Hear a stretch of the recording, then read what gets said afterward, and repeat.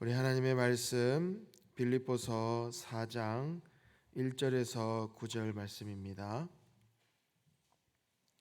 빌립보서 4장 1절에서 9절 말씀, 제가 가진 성경 신약 322쪽에 있습니다.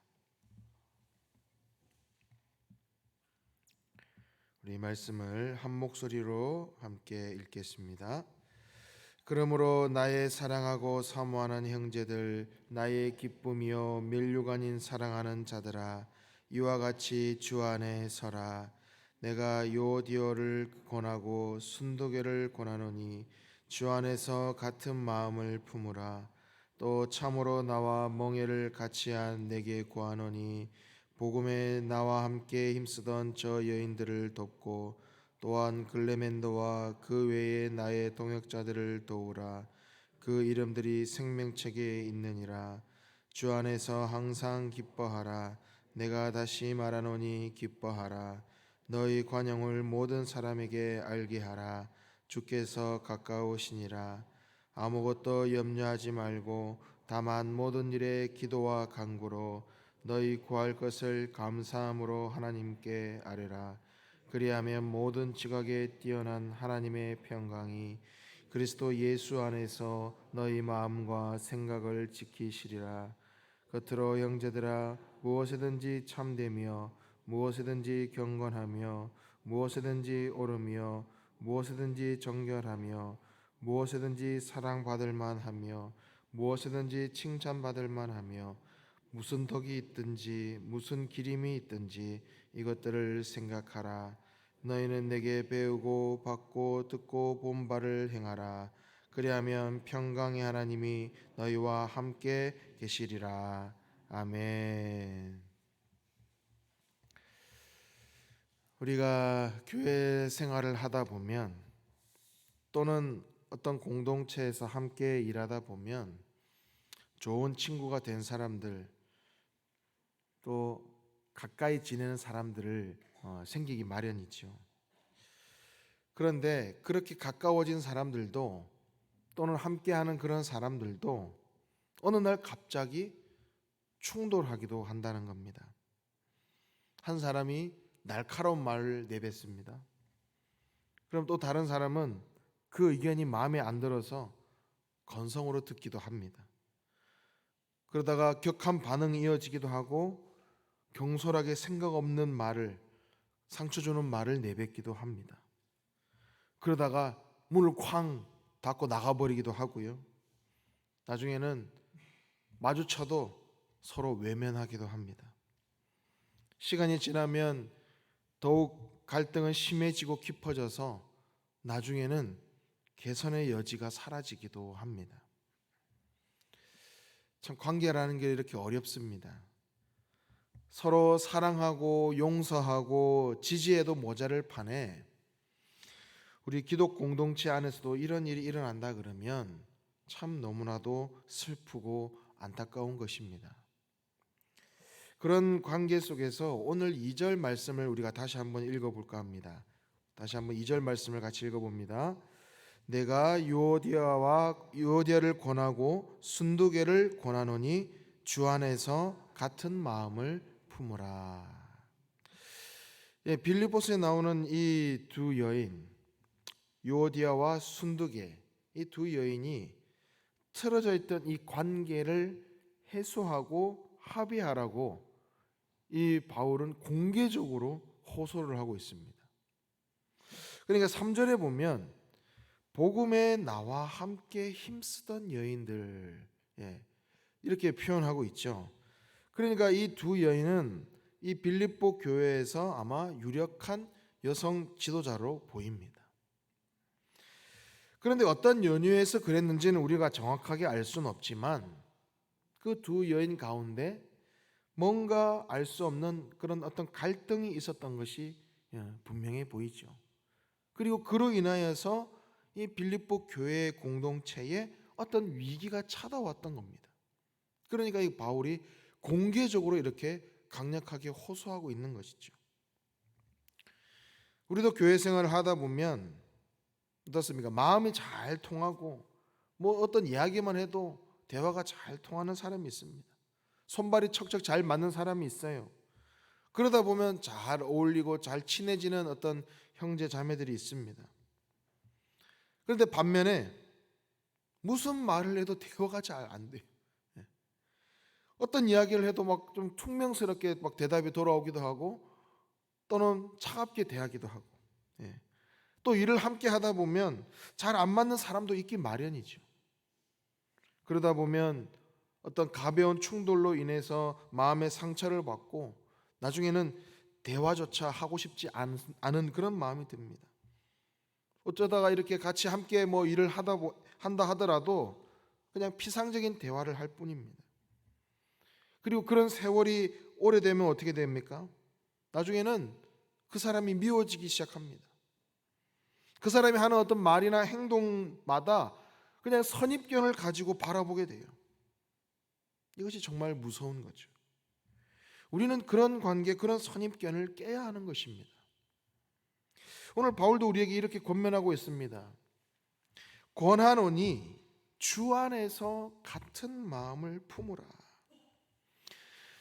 주님 안에서 하나됨을 추구하라는 겁니다. 그리고 주님이라면 어떻게 하실까? 그것을 우리가 한번 생각해 보자는 겁니다. 주님이라면, 주님의 마음을 품는다면 어떻게 할까?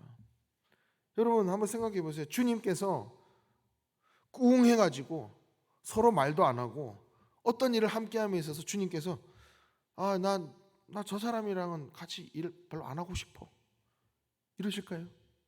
예수님이 나 저 사람이랑은 좀 잘 안 맞아, 나 저 사람 별로 안 친하잖아, 별로 하고 싶지 않아, 이러실까요? 만약에 그랬다면 우리는 아무도 구원받지 못했을 겁니다. 주님은 편견과 선입견이 없으시죠. 바로 이런 주님의 마음을 품으라는 겁니다.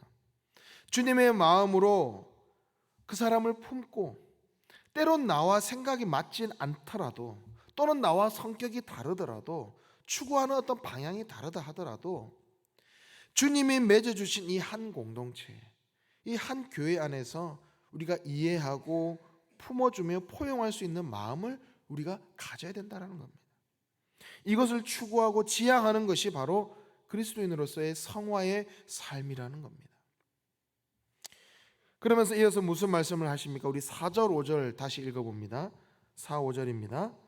주 안에서 항상 기뻐하라. 내가 다시 말하노니 기뻐하라. 너희 관용을 모든 사람에게 알게 하라. 주께서 가까우시니라. 아멘. 기뻐하라 라고 말씀합니다.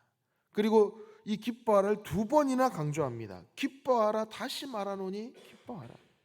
매우 강한 어조로 이야기하는 것이죠. 여러분, 이 기뻐하는 것이 진짜 우리가 좋은 일이 있을 때만 기뻐해야 됩니까? 내가 원하는 방향대로 모든 일이 잘 술술 풀릴 때만 기뻐해야 됩니까? 아니요. 항상 기뻐하라는 겁니다. 항상. 바로 우리 크리스천의 삶은 항상 기뻐해야 된다는 겁니다.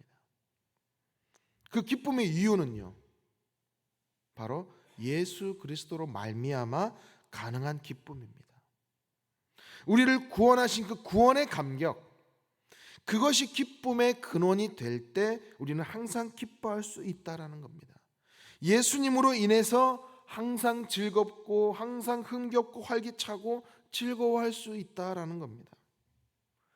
바울도 이 말씀을 지금 선포하고 있는 이 장소와 시기, 어떤 장소인지 잘 아시죠? 바로 빌립보서는 대표적인 옥중 서신입니다. 감옥 안에서 지금 이 말을 하고 있는 겁니다. 근데 감옥 안에서 쓴 이 편지가, 여러분, 이 빌립보서의 또 다른 별명이 바로 기쁨의 서신입니다. 감옥 안에서 성도들에게 기뻐할 것을 권면하면서 보내는 편지다라는 겁니다. 바로 이 점이 우리에게 큰 은혜가 되는 겁니다. 바로 이런 기쁨, 조건과 상황에 얽매이지 않는 기쁨, 그러기에 넉넉한 마음으로, 관용적인 마음으로 누구라도 이해하고 품어줄 수 있다라는 겁니다. 항상 기쁘기 때문이죠. 사실 유오디아와 순두계도 복음의 열성적인 리더였을 겁니다. 어떤 일이 있었던지 간에 아마도 복음을 열정적으로 전하려 하다가 어떤 의견이 맞지 않아서 충돌했을 겁니다. 다시 말해서 잘 해보려다가 서로 의견이 맞지 않았다는 겁니다. 우리도 마찬가지 아니겠습니까?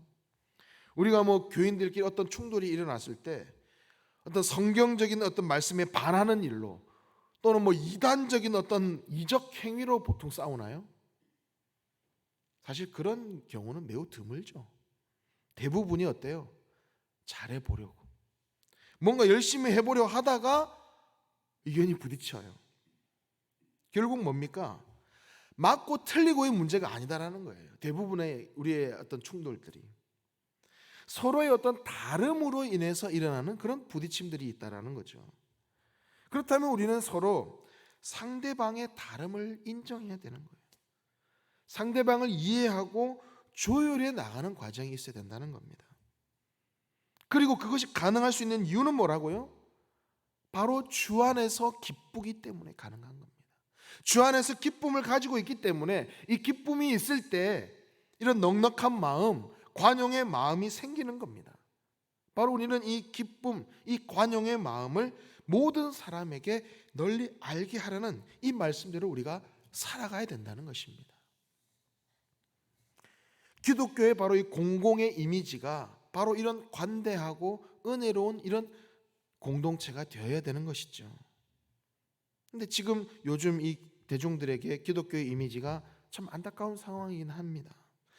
하지만 원래 그런 이미지가 아니어야 된다라는 겁니다. 예수님의 성품, 예수님의 긍휼하심, 예수님의 선하심, 그 사랑이 넘치는 그런 모습이, 그런 이미지가 우리 속에 넘쳐나야 된다는 것이죠. 바로 그런 인생이 어떤 인생입니까? 6절 7절을 읽어봅니다. 6절 7절입니다. 아무것도 염려하지 말고 다만 모든 일에 기도와 간구로 너희 구할 것을 감사함으로 하나님께 아뢰라. 그리하면 모든 지각에 뛰어난 하나님의 평강이 그리스도 예수 안에서 너희 마음과 생각을 지키시리라. 아멘. 그러니까 우리의 상황이, 우리의 어떤 삶에 지금 처한 모습들이 또는 나에게 다가온 어떤 고난들이 객관적인 모습으로 봤을 때는 부정적이고 비관적인 상황이라 할지라도 그것을 뛰어넘을 수 있는 모습, 기도하기에 가능한 것입니다. 염려하지 말고 모든 일에 기도와 간구로 하나님께 아뢰할 때에 하나님께서 주시는 참된 평강이 우리의 마음과 생각을 지켜주시는 것입니다. 내가 처한 어떤 어려운 상황도 결국에는 하나님께서 가장 선한 길로 이끄심을 믿는 그 믿음, 그 신앙, 그 모습이 결국에는 복음을 온전히 내 삶에 이루어가면서 살아내는 그 내 삶의 어떤 방식들이 바로 그것이 그리스도인의 모습이 되어야 된다. 바로 그것을 말씀하고 있는 겁니다. 우리 8절 말씀 다시 한번 읽어볼까요? 8절입니다. 끝으로 형제들아, 무엇이든지 참되며 무엇이든지 경건하며 무엇이든지 옳으며 무엇이든지 정결하며 무엇이든지 사랑받을 만하며 무엇이든지 칭찬받을 만하며 무슨 덕이 있든지 무슨 기림이 있든지 이것들을 생각하라. 아멘. 너무나 멋진 삶이지 않습니까? 마치 세상에서는 그 현대 미디어에서 주입하는 어떤 그런 방식과는 정반대의 모습입니다. 세상은 거룩하지 않습니다. 세상은 올바르지 않고요, 정결하지 않습니다. 악을 추구합니다. 평판이 나쁘고 악하고 비난받는 그런 모습들이 사실 세상의 모습들입니다. 그런데 만약 우리의 모습이, 믿는 그리스도인들의 모습이 만약에 그런 모습이라면 얼마나 안타깝겠습니까? 우리는 이 8절 말씀처럼 우리가 살아가야 된다는 것입니다. 마지막으로 9절 말씀 읽어볼까요? 9절입니다. 너희는 내게 배우고 받고 듣고 본 바를 행하라. 그리하면 평강의 하나님이 너희와 함께 계시리라. 아멘. 바울의 이 고백은 저는 참 개인적으로 너무나도 멋지다고 생각됩니다. 왜? 그냥 어떻게 보면 되게 교만한 모습으로 보일 수도 있어요. 마치 잘못된 시선으로 보면 이렇게 들릴 수도 있다는 거죠. 나 얼마나 대단한 사람이냐, 나 이렇게 대단한 사람인 줄 알지? 그러니까 나의 모습을 보고 배워, 나를 칭송해, 이런 뜻으로 보일 수도 있지만 결코 이런 말이 아니라는 겁니다. 바울의 고백은, 나를 보고 배우라는 것은 바울의 삶이 얼마나 하나님 앞에서 복음의 변증자로서, 복음을 전도하는 그 전도자로서 거룩한 삶을 살기 위해 애써 왔는가를 자신 스스로가 보여주는 겁니다. 여러분, 솔직히 우리가 이런 고백을 누구 앞에서 할 수 있습니까? 솔직히 염치가 있는 사람이라면 사람들 앞에서 내가 여러분 나를 보고 배우세요라고 감히 말하기가 어렵죠. 그만큼 말씀대로 살기를 힘썼다라는 겁니다. 우리도 우리 스스로 이런 고백을 할 수 있을 만큼 정말 말씀대로 살기를 힘써야 한다는 것을 반증하며 말씀하고 있는 겁니다. 에베소서 4장 2절에서 4절 말씀을 읽어드리겠습니다. 모든 겸손과 온유로 하고 오래 참음으로 사랑 가운데 서로 용납하고 평안에 매는 줄로 성령이 하나 되게 하신 것을 힘써 지키라. 몸이 하나요 성령도 한 분이시니 이와 같이 너희가 부르심의 한 소망 안에서 부르심을 받았느니라. 아멘. 우리는 주 안에서 하나입니다. 믿으십니까? 우리는 주님 한 분으로 인하여 기뻐해야 되고, 그 기쁨으로 용서하고 이해하고 포용하고 안아주며 관용의 자세를 가져야 합니다. 바로 이것이 성령이 하나 되게 하신 것을 힘써 지키는 삶입니다. 그리하여 세상 속에서 그리스도인의 이 관용을 모든 사람에게 널리 알리며 복음의 선한 영향력을 이어가시는 우리 용인영락의 모든 성도님 되시기를 간절히 소망합니다. 기도하겠습니다. 하나님 아버지, 독생자 예수님을 아낌없이 내어주시고 우리를 죽기까지 사랑하신 예수님의 그 크고 놀라운 사랑에 참 감사드립니다. 하지만 우리들 그 큰 사랑을 받았음에도 형제와 이웃을 사랑하지 못했고 이해하지 못했고 품어주지 못했습니다. 관용을 베풀지 못했습니다. 용서하여 주옵소서. 성령님께서 하나 되게 하신 우리 공동체를 힘써 지키며 관용의 삶을 내가 만나는 모든 사람들이 알게 하여 주옵소서. 그리하여서 우리의 삶의 모습을 통해 하나님 영광 받으시고 복음이 널리 전파되며 많은 영혼들이 주님께 돌아오는 놀라운 역사를 허락하여 주옵소서. 예수님의 이름으로 기도드립니다. 아멘. 주님께서 가르치신 기도를 드리겠습니다. 하늘에 계신 우리 아버지, 아버지의 이름을 거룩하게 하시며 아버지의 나라가 오게 하시며 아버지의 뜻이 하늘에서와 같이 땅에서도 이루어지게 하소서. 오늘 우리에게 일용할 양식을 주시고 우리가 우리에게 잘못한 사람을 용서하여 준 것 같이 우리 죄를 용서하여 주시고 우리를 시험에 빠지지 않게 하시고 악에서 구하소서. 나라와 권능과 영광이 영원히 아버지의 것입니다. 아멘. 우리 말씀을 기억하면서 우리의 기쁨의 이유 되시는 그 주님 한 분만으로 우리가 기뻐하며 감사하는 삶이 되게 해달라고, 그리고 그 기쁨으로 말미암아 형제와 이웃을 용서하고 관용을 베푸는 삶을 살게 하여 주옵소서라고. 그래서 하나된 공동체, 또 선한 복음의 영향력을 끼치는 우리의 모든 공동체가 되게 해달라고 우리 함께 기도하기를 원합니다. 성령으로 충만하게 하셔서 오늘도 마땅히 기도할 바를 알게 하시고 이를 통하여 모든 것이 합력하여 선을 이루시는 하나님을 경험하게 하여 주옵소서. 나라와 민족과 열방을 위해서 함께 기도합니다. 우리 한국교회에 성령의 새바람을 보내주셔서 영적인 대각성이 일어나게 하여 주시고 회복을 넘어 진정한 부흥의 역사를 경험하게 하여 주옵소서. 북한 땅을 위해서 기도합니다. 북한의 모든 주민들이 주체 사상으로부터 벗어나게 하시고 김정은 3대 우상 체제가 하루속히 무너지게 하여 주시고 지하교회에서 주님 앞에 간절히 기도하며 예배하는 그 성도들을 하나님께서 지켜 보호하여 주시옵소서. 그 북한 땅에도 하나님을 경외하는 지도자를 세워주셔서 복음으로 평화 통일이 이루어지게 하여 주옵소서. 나라의 정치, 경제, 문화 모든 부분을 함께 기도합니다.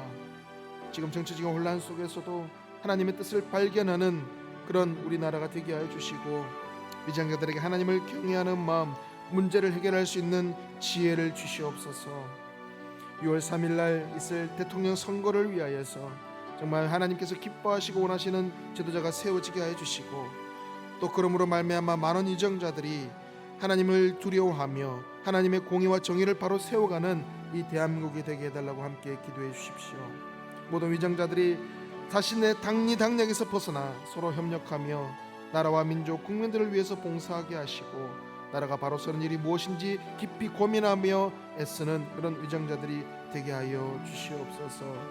또 산불로 생명과 재산을 피해 입은 모든 사람들을 위로하시고 주님의 놀라운 치유와 회복을 경험케 하여 주옵소서라고 우리 합심해서 함께 기도하며 나아가겠습니다. 주 아버지, 주님, 오늘 귀한 말씀을 이 시간에 주시니 감사합니다. 주님 한 분, 주님이 나를 구원하신 으로 말미암아 나를 위해서 십자가에 돌아가시고 그리고 다시 부활하시고 승천하시고 재림하실 그 주님, 그 주님의 놀라운 역사, 주님의 그 위대하신 역사를 우리가 바라보며 우리가 그것을 기억하며 그로 인하여서 그 구원의 기쁨, 그 구원의 감격,